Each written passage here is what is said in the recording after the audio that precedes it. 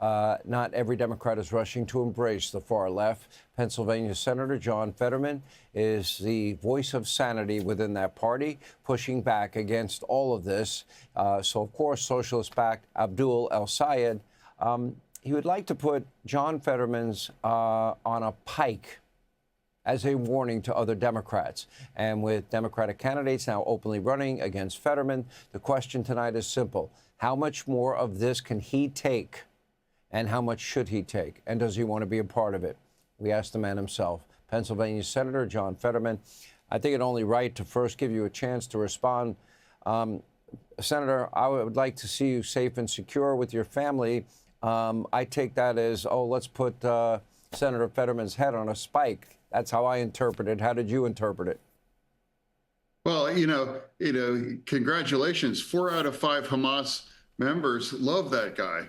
And now, he's become part of the DSA. They're really trying to take over the Democratic Party. I mean, these are the kind of people that, as a Democrat, I just can't ever defend these people. And then when you look at that woman in Wisconsin, I mean, if I'm running for the governor with her as a Democrat, I'd be losing my mind. I mean, I'm losing to total crazy pants.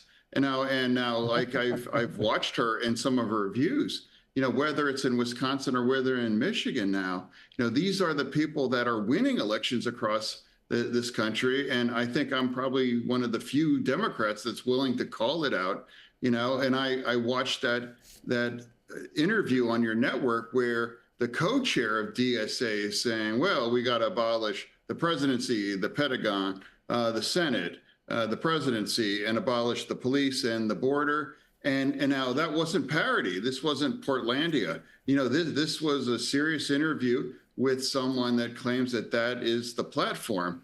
And now why more Democrats are willing to call this out. Yeah, thank you for putting it up. Exactly.